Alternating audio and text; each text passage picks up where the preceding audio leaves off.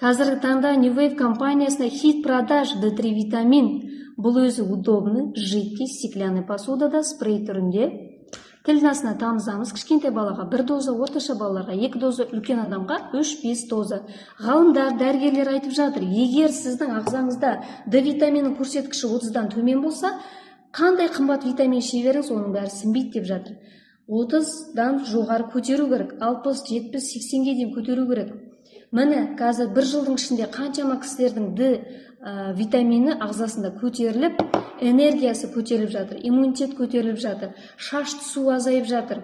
Буындарға, жүрекке, асқазанның жұмыс жасауына, запордан құтылдым деп қаншама нәтижелер шығып жатыр. Осы біздің D3 витамин.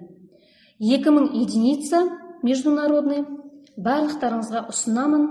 Тұмаудың кезінде 3 мезгіл қолданыңыздар.